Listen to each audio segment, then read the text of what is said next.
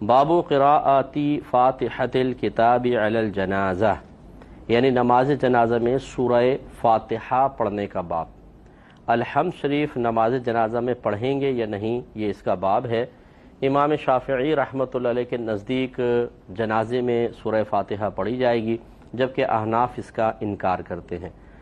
تو پھر میں عوام کے لیے ایک دفعہ گزارش کرتا ہوں کہ ہماری عوام یہ سمجھتی ہے، چونکہ دلائل تو ان کے پیش نظر ہوتے نہیں ہیں، اقوال آتے ہیں کہ بھئی اس قول میں امام اعظم یہ فرماتے ہیں، یہ اس چیز کے بارے میں امام اعظم کا قول یہ ہے، امام شافعی رحمۃ اللہ علیہ کا قول یہ ہے، اور دونوں اقوال بظاہر ایک دوسرے سے ٹکرا رہے ہوتے ہیں۔ تو ہماری عوام کا کام یہی ہوتا ہے بس کہ وہ یہ تحقیق کی طرف تو نہیں آتے کہ بھئی ان کے دلائل کیا ہیں، یا دونوں اپنی اپنی جگہ دلیل کے اعتبار سے صحیح ہیں، بلکہ وہ فوراً اپنی جان چھڑانے کے لیے بھئی یہ مولوی تو لڑتے رہتے ہیں، یار کوئی ایسی چیز نہیں جس میں اختلاف نہ کریں۔ تو ان کو سمجھانے کے لیے عرض کر رہا ہوں کہ ابھی آپ چند حدیثیں دیکھیں گے، میں آپ کو عرض کروں گا احناف کی بھی دلیل ہیں اور امام شافعی کی بھی ہیں، اور دونوں اپنے اپنے دلائل کے مطابق وہ کہتے ہیں سورہ فاتحہ پڑھنی چاہیے، یہ کہتے ہیں سورہ فاتحہ نہیں پڑھنی چاہیے۔ تو لہٰذا اب ہوتا یہ ہے کہ اگر یہ دو امام اپنا قول بیان نہ کرتے، فرض کر لیں، اور آپ کے میرے سامنے تمام احادیث رکھ دی جاتی، تو میں سوال کرتا ہوں ایسے حضرات سے جو ان ائمہ پہ اعتراض کرتے ہیں کہ بتائیے آپ کیا کرتے؟ کچھ حدیثیں یہ کہہ رہی ہیں، کچھ حدیثیں یہ ہیں، صحابہ کا عمل اس طرف یہ ہے، اس طرف یہ ہے، تابعین کا عمل مختلف ہے، پھر کیا کریں گے کہ ایک کو غلط دوسرے کو صحیح کہیں گے؟ یہ جرات تو کوئی بھی نہیں کر سکتا، یا دونوں کو ہی صحیح کہیں گے؟ جب دونوں کو صحیح کہیں گے تو وہی تو ہم کہہ رہے ہیں کہ امام شافعی رحمۃ اللہ علیہ نے ایک حدیث کو اختیار کیا، امام اعظم ابو حنیفہ رضی اللہ تعالیٰ عنہ نے دوسری کو اختیار کیا، دونوں اپنے اپنے مقام پر ٹھیک ہیں، لیکن عوام الناس کو یہ اختیار نہیں ہوتا کہ وہ از خود جس حدیث پہ جب چاہے عمل کر لیں، کیونکہ اس کی پیچیدگیاں اور عمل کرنے کی شرائط ان کے پیش نظر نہیں ہوتی۔ تو اس لیے پھر حکم دیا گیا کہ ہر شخص اپنے امام کی پیروی کرے، ہر مختلف فی مسئلہ کہ جس میں احادیث یا قرآن کی آیات بظاہر ایک دوسرے سے ٹکراتی ہوئی محسوس ہوں، دلائل مختلف ہوں، اس میں حکم شرع یہی ہوتا ہے کہ ہر شخص اس امام کی پیروی کرے گا جس کو وہ فالو کرتا ہے، یا جس کو مطلب وہ اپنا امام مانتا ہے۔ امام اعظم کو ماننے والے حنفی کہلاتے ہیں، امام شافعی رحمۃ اللہ علیہ کے ماننے والے شافعی کہلاتے ہیں۔ وہ اپنے اپنے امام کی پیروی کریں اور دونوں بالکل حق ہیں۔ اب دیکھیے ذرا اس باب میں حدیث کیا ہے۔ حدیث ہے 1335، حضرت عبداللہ بن عباس رضی اللہ تعالی عنہما کے بارے میں۔ حضرت عبداللہ بن عوف کہتے ہیں، یہ طلحہ بن عبداللہ بن عوف یہ کہتے ہیں کہ حضرت عبداللہ بن عباس کے پیچھے ایک جنازے پر نماز پڑھی، یعنی میں نے اور ایک قوم نے، پس انہوں نے سورۃ الفاتحہ پڑھی اور فرمایا کہ تاکہ لوگ جان لیں کہ سورہ فاتحہ پڑھنا سنت ہے، یعنی انہوں نے کہا کہ میں نے اس لیے سورہ فاتحہ پڑھی تاکہ لوگ جان لیں کہ سورہ فاتحہ پڑھنا سنت ہے۔ تو اب اس حدیث سے تو بظاہر لگتا ہے کہ جی نماز جنازہ میں سورہ فاتحہ پڑھنی چاہیے، لیکن احناف کے نزدیک اور دلائل ہیں جو میں عرض کرتا ہوں۔ پہلے اسی کی توثیق میں کچھ حدیثیں یا اور کچھ اقوال دیکھ لیجئے۔ یہ سنن ترمذی کے اندر طلحہ بن عبداللہ بن عوف بیان کرتے ہیں، یہی حدیث ہے کہ حضرت عبداللہ بن عباس نے جنازے پر نماز پڑھائی، پھر سورہ فاتحہ پڑھی، تو میں نے ان سے سوال کیا۔ اب دیکھیں جو سوال کرنا ہی ثابت کرتا ہے، جنازہ تو روزانہ پڑھ رہے ہیں اور بہت سارے جنازے پڑھے ہوں گے، لیکن ابن عباس کے پیچھے جب پڑھا تو سورہ فاتحہ، اور وہ انہوں نے جہر سے پڑھی تبھی آپ کو سنائی دی، تو آپ نے پھر کویسچن کیا یہ کیوں پڑھی آپ نے؟ تو یہ پوچھنا ہی یہ ظاہر کرتا ہے کہ اس وقت بھی مختلف مسئلے چل رہے تھے یا مختلف عمل چل رہا تھا۔ کچھ جیسے عبداللہ بن عباس ایک بہت بڑے مجتہد ہیں، ایسے عبداللہ بن مسعود ہیں، یہ بہت بڑے مجتہد، تو ہو سکتا ہے عبداللہ بن مسعود جو ہیں، امام اعظم اکثر عبداللہ بن مسعود رضی اللہ تعالیٰ عنہ کی احادیث لیتے ہیں، وہ نہیں پڑھتے تھے تو انہوں نے پہلے ان کے پیچھے پڑھی ہوگی۔ اب عبداللہ بن عباس کے پیچھے آپ پڑھی تو ادھر سورہ فاتحہ پڑھ رہے ہیں، تو اسی لیے پھر کویسچن کیا، ورنہ اگر یہ رائٹ سلسلہ ہوتا اور مختلف ہی بالکل نہ ہوتا تو پھر سوال کرنے کی ضرورت ہی نہیں تھی۔ تو انہوں نے کہا کہ یہ سنت ہے، اس لیے میں پڑھ رہا ہوں۔ دوسرا ایک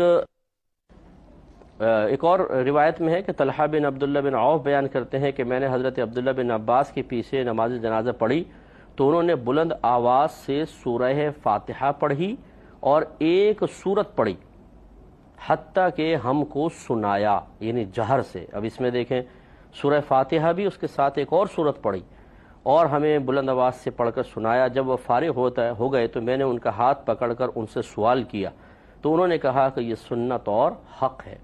یہ سنن نسائی کی روایت ہے۔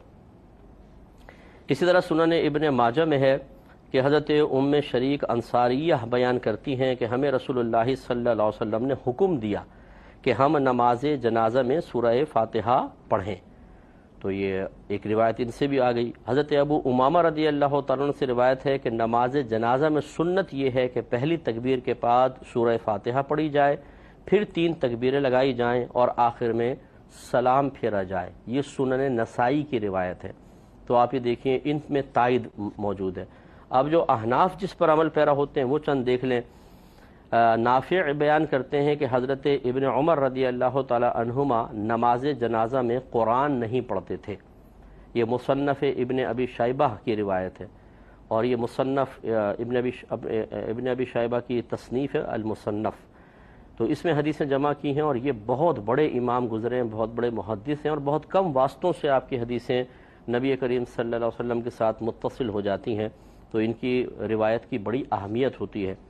ابو المنہال بیان کرتے ہیں کہ میں نے ابو العالیہ سے پوچھا کہ کیا نماز جنازہ میں سورہ فاتحہ پڑھی جائے گی؟ انہوں نے کہا کہ میرا گمان یہ ہے کہ سورہ فاتحہ صرف اس نماز میں پڑھی جائے گی جس میں رکوع اور سجود ہوں۔ یہ بھی مصنف ابن ابی شیبہ کی روایت ہے۔ موسیٰ بن علی اپنے والد سے روایت کرتے ہیں کہ میں نے حضرت فضالہ بن عبید رضی اللہ تعالی عنہ سے پوچھا کیا نماز جنازہ میں قرآن پڑھا جائے گا؟ انہوں نے فرمایا کہ نہیں۔ یہ بھی مصنف کی روایت۔ اس طرح سعید بن ابی بردہ اپنے والد سے روایت کرتے ہیں کہ ایک شخص نے ان سے پوچھا کہ میں نماز جنازہ میں سورہ فاتحہ پڑھوں؟ تو آپ نے فرمایا کہ مت پڑھو۔ تو دیکھیں کئی صحابہ سے یہ چیز بھی ثابت ہو رہی ہے۔ ابو حسین نے شعبی سے روایت کیا کہ نماز جنازہ میں قرآن مجید کی تلاوت نہیں ہے۔